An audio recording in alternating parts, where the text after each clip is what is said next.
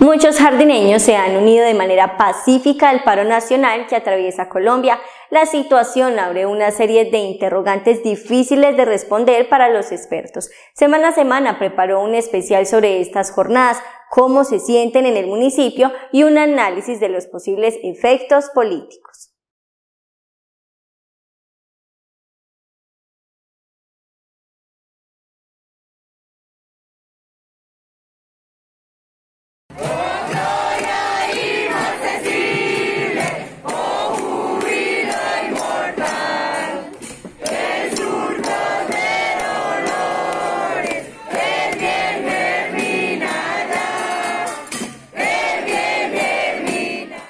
El tercer pico de la pandemia no fue impedimento para que los colombianos salieran a las calles expresando su indignación y el rechazo a la ingobernabilidad de sus mandatarios. El paro nacional que comenzó el 28 de abril contra la reforma tributaria propuesta por el gobierno Duque también recogió el malestar que venía creciendo entre los ciudadanos desde años anteriores.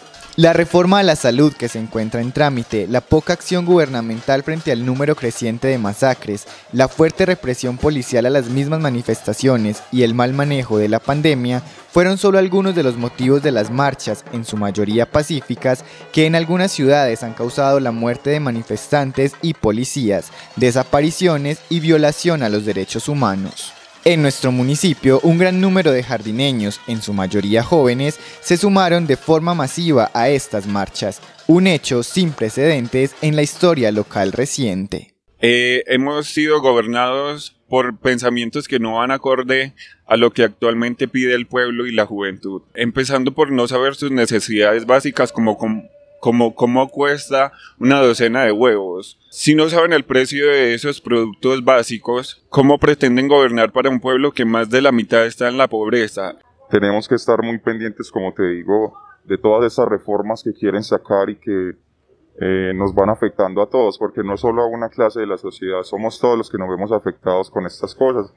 Entonces yo creo que a nivel nacional la gente simplemente se cansó y se vio obligada a salir a las calles a pesar de la situación de pandemia, porque como todos decimos, pensamos que es más peligroso el gobierno que el mismo virus.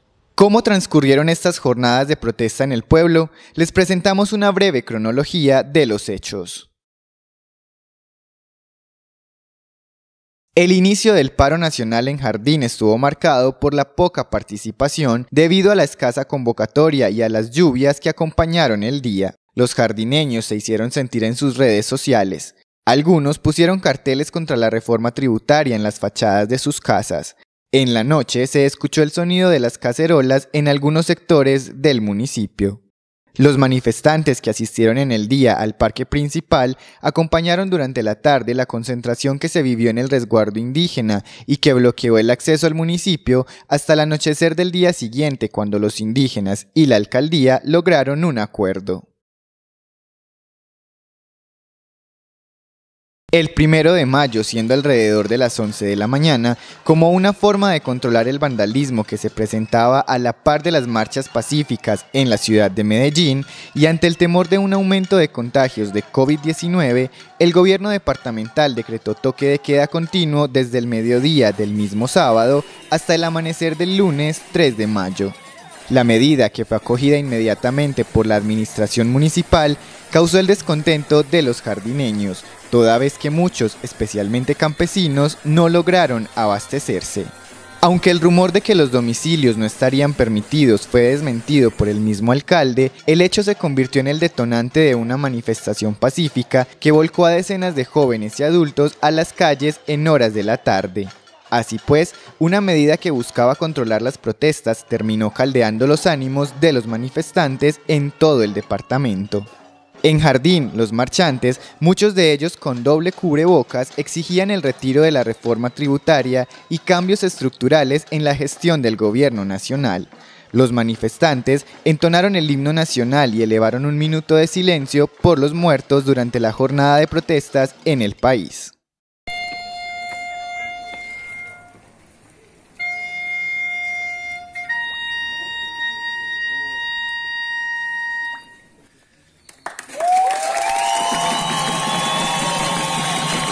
En las noches se dejó oír fuertemente el sonido de las cacerolas en distintos sectores.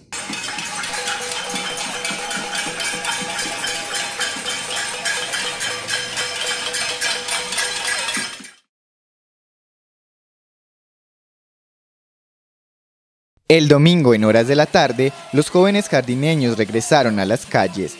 Aunque el presidente había anunciado momentos antes que el texto de la reforma tributaria se retiraba del Congreso y se crearía uno nuevo en consenso con todos los partidos, eliminando los puntos más impopulares, las protestas en el país no se levantaron. Los manifestantes exigían también la renuncia del ministro de Hacienda, Alberto Carrasquilla, retirar también la reforma a la salud, un mejor manejo de la pandemia y escuchar las necesidades del pueblo colombiano. En Jardín, los manifestantes también solicitaron al alcalde atender las propuestas que los comerciantes y los mismos jardineños tienen como estrategia para hacer frente a la crisis económica causada por la pandemia, propuestas que no han sido atendidas por el gobierno departamental y nacional. Es el tema del comercio. El sector comercio se ha visto demasiado afectado con estas medidas. Yo creo que el alcalde debería sentarse y hablar con el sector para que podamos trabajar. Yo creo que en un municipio donde los índices se han mantenido regularmente bajos, se pueden buscar opciones para que el comercio trabaje de alguna manera como se hizo a principios de año, con un horario regulado, con obviamente los protocolos de seguridad y pues agregando cualquier otra medida, pero yo creo que el sector comercio merece un poquito más de acompañamiento por parte de la administración, un poquito más de solidaridad, podemos decir. La jornada de este día estuvo acompañada por la Guardia Indígena. Los manifestantes agradecieron a la policía por su respeto frente a la manifestación pacífica y aplaudieron al gremio médico del Hospital Gabriel Peláez Montoya.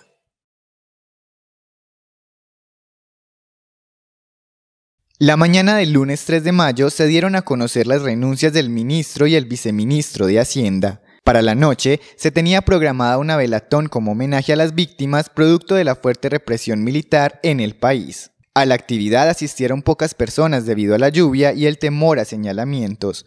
Los camioneros se unieron al paro en distintas zonas del país y bloquearon algunas de las vías principales. En la noche, la violencia escaló a grandes proporciones en ciudades como Cali, causando consternación en muchos jardineños. En la noche del miércoles 5 de mayo, la Asociación de Docentes ADIDA lideró una marcha pacífica, caracterizada por un ambiente festivo y tranquilo, que llevó a centenares de jardineños de todas las edades a recorrer las calles del municipio. El pueblo está tomando conciencia de que los dirigentes son elegidos por el pueblo y para que luchen y trabajen para el pueblo, no para que luchen y trabajen para ellos solamente. Y en este momento que se han visto tantas masacres y tanta muerte de líderes sociales en el país, de personas que quieren el progreso, es el momento de rendirles un homenaje desde encender una vela, una luz. Y es una luz de esperanza para el pueblo colombiano. Líderes de esto, los jóvenes, ustedes han tomado las banderas y por iniciativa de ustedes han visto la realidad del país, pero con esta movilización lo que pretendemos es darle a conocer al gobierno que sin violencia, con la mayor tolerancia y respeto, se puede hacer sentir y pedagogía al pueblo frente a lo que es y las implicaciones que tiene la reforma tributaria. Va a haber una negociación, algo saldrá positivo, no tan nefasto. La actividad estuvo acompañada de una velatón en honor a todas las víctimas, tanto manifestantes como policías, que han perdido la vida en estas jornadas. También fue un símbolo de reconciliación, abogando por el diálogo social urgente. La comunidad de Jardín hoy nos unimos a esta marcha básicamente con un mensaje de paz, pues de unidad, de reconciliación, como una invitación al diálogo social. La luz precisamente simboliza pues eso, y también en forma de homenaje pues como a todas las personas que han fallecido pues en estos tiempos. Entonces básicamente ese es el respeto a la vida, a la tolerancia. Por tanto, líder sindical amenazado para que nunca se apague la vida de esos líderes sindicales y obviamente por los masacrados. en estas marchas. Representantes de la comunidad en Verachamí del resguardo indígena Carmatarrúa acompañaron la manifestación, considerando que somos un mismo pueblo unido ante una causa común. Nos unimos a esta marcha pacífica que es en contra de la reforma que le van a hacer a la salud.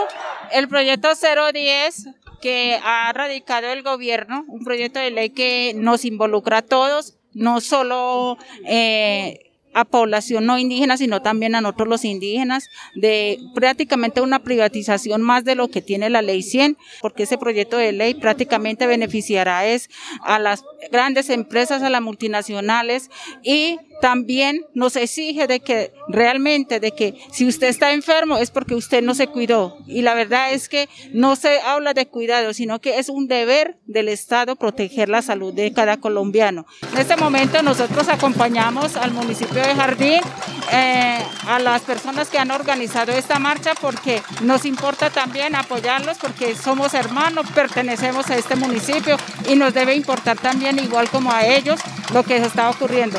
En el día, los sacerdotes de la parroquia entonaron el rezo del Ángelus pidiendo por la paz e invitaron a la comunidad a izar banderas blancas o marianas. Muchos ciudadanos han optado por izar la bandera de Colombia al revés o publicarla de esta forma en redes sociales, como una especie de protesta ante el abuso policial y como llamado de auxilio por la defensa de los derechos humanos y la vida. En la tarde del jueves, los sacerdotes de la parroquia presidieron una Eucaristía por la paz y la reconciliación. Las protestas en Jardín se distinguieron por ser pacíficas, no hubo actos de vandalismo. Miembros de la veeduría ciudadana y de la personería municipal vigilaron que no fuesen vulnerados los derechos y la integridad de los manifestantes. Sin embargo, en el transcurso de la semana se dieron a conocer intimidaciones y amenazas que recibieron algunos manifestantes y líderes juveniles. Fundaciones defensoras de la libertad de expresión pidieron la presencia inmediata de la alcaldía, la procuraduría y la personería. La ONU y la Unión Europea condenaron el exceso de fuerza contra los manifestantes en Colombia.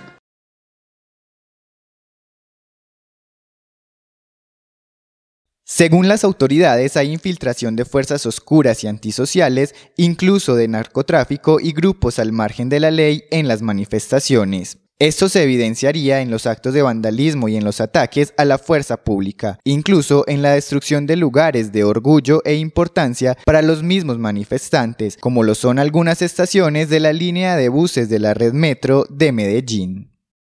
Las personas que están fuera de la marcha, y lo vivieron ustedes hoy, los infiltrados que llamamos, los desadaptados sociales, son aquellas personas que no buscan un sentido político ni de pedagogía para el pueblo, sino que hacen atentados y todos estos desmanes. Yo no quisiera pensar que en el país se manejan fuerzas oscuras del Estado para desvirtuar la naturaleza de la movilización. Los líderes sindicales, los líderes del paro nacional, no tienen la intención de destruir el país porque saben lo que nos ha costado.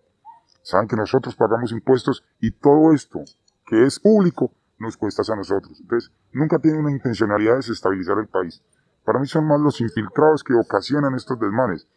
Y en Jardín, con las estigmatizaciones que están haciendo a los jóvenes que están marchando, tratando de hacerlos ver que son manipulados, creo que es una falta de respeto para la juventud jardineña, porque todos han demostrado que tienen una conciencia y un conocimiento de las causas del país y no son manipulados por nadie.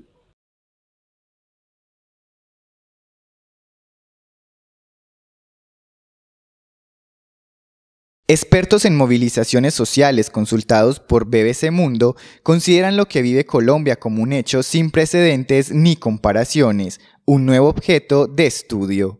Por otro lado, los objetivos del paro nacional parecen no estar muy concretos. Para algunos analistas no basta con tumbar reformas, ministros o al mismo presidente. El país necesita una reforma al Congreso, transformarlo en una institución que represente verdaderamente al pueblo colombiano. Pero este objetivo no parece estar dentro de los planteados en el paro.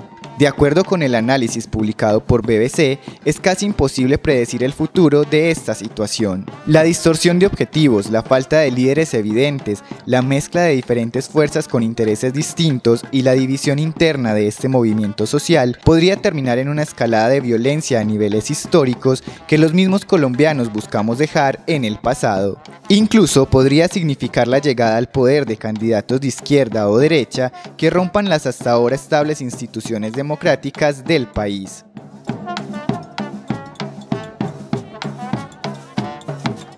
Para los mismos analistas, el diálogo entre el gobierno y los distintos sectores de la sociedad es urgente y necesario. Los ciudadanos son conscientes que la situación no terminará hasta que ese diálogo sea una realidad. Es fundamental, o sea, Colombia tuvo un conflicto social de mucho tiempo, del que nos costó mucho salir, y en ese momento pues es fundamental reconciliarnos entre todos. Pues ya la historia nos ha demostrado que la guerra no nos lleva a nada. O sea, lo inmediato es un diálogo social y una reconciliación de todas las partes. No podemos ser indiferentes a una situación tan difícil que está viviendo el país.